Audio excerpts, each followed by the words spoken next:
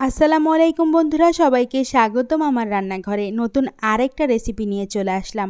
আজকে আপনাদের জন্য নিয়ে আসলাম গরুর মাংসের আচারের রেসিপি।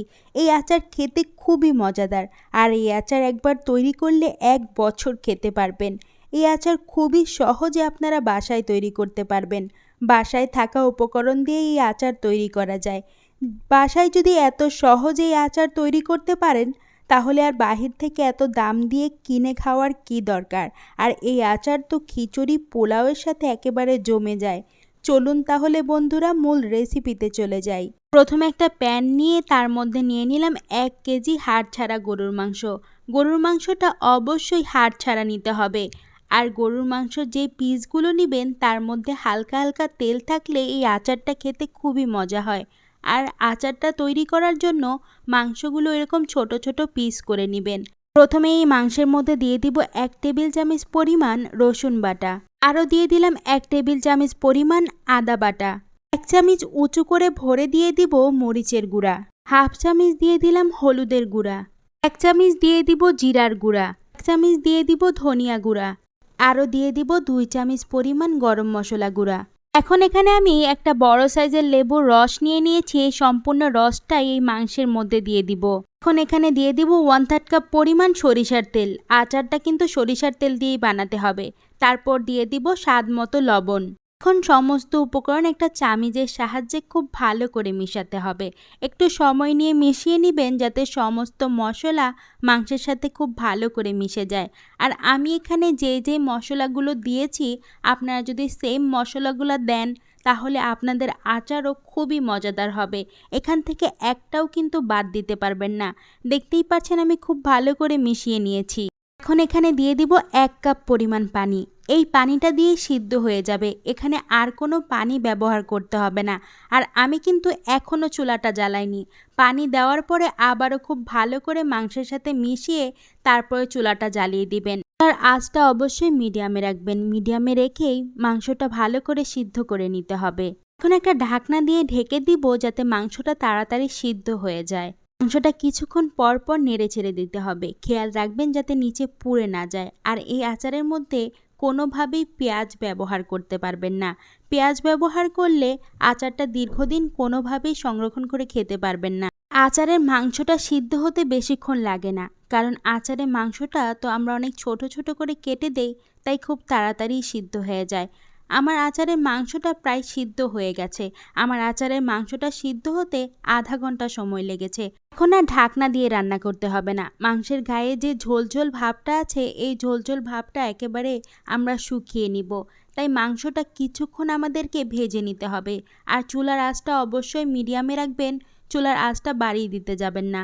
চুলার আঁচ যদি বাড়িয়ে দেন সেক্ষেত্রে মাংসটা পুড়ে যেতে পারে।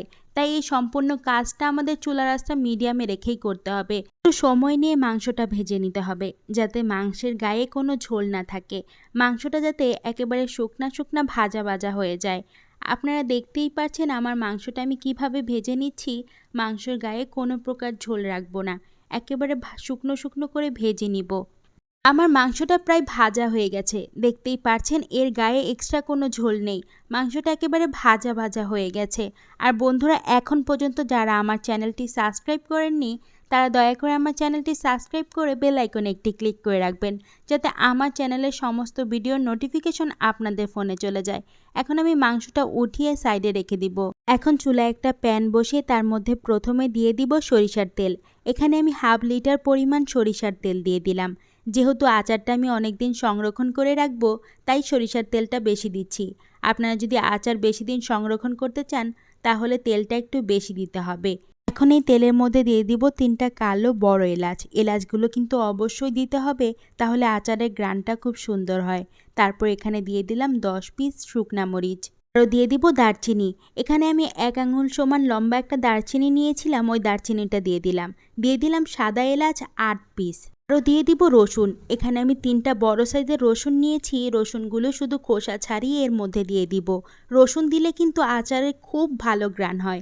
আর আমি যেই মশলাগুলো দিচ্ছি এগুলো কিন্তু অবশ্যই দিবেন, তাহলে আচারটা খুব পারফেক্ট হবে আর খেতে খুবই মজা হবে।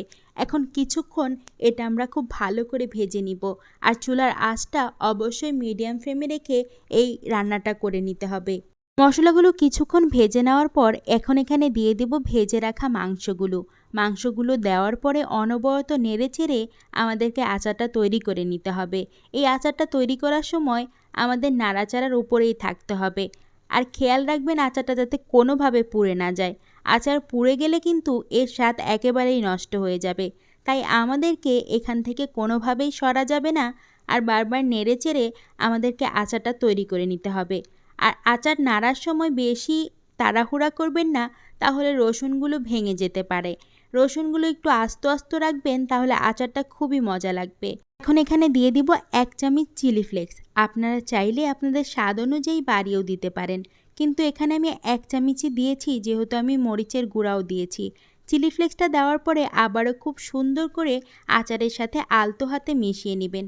দেখতেই পাচ্ছেন আচারের কালারটা মাশাআল্লাহ কত সুন্দর হয়েছে। আর বিশ্বাস করেন বন্ধুরা, এই আচার খেতে অসম্ভব মজাদার। এই আচার থেকে এত স্ট্রং একটা ফ্লেভার বের হয় যে ফ্লেভারে পুরো ঘরটা একেবারে মোমো করছে। আর এই আচারের তেল দিয়ে মুড়ি খেলে তো ওই মুড়ির প্রেমেই পড়ে যাবেন। এখন এই আচারের শেষ পর্যায়ে দিয়ে দিব 5 ফোড়নের গুঁড়া। 5 ফোড়নের গুঁড়াটা অবশ্যই একেবারে শেষ পর্যায়ে দিবেন, তাহলে এই আচার থেকে খুব সুন্দর একটা 5 ফোড়নের গন্ধ আসবে। 5 ফোড়নটা দেওয়ার পরে আবারও খুব ভালো করে নেড়েচেড়ে আমি আচারের সাথে মিশিয়ে নিচ্ছি। এখন আর আচারটা বেশিক্ষণ আমাদের রান্না করতে হবে না, আর 5-6 মিনিট রান্না করে নিলেই আমাদের আচারটা রেডি। বন্ধুরা, আচারটা আমার সম্পূর্ণ রেডি। আর দেখতেই পাচ্ছেন আচারের কালারটা কত সুন্দর হয়েছে।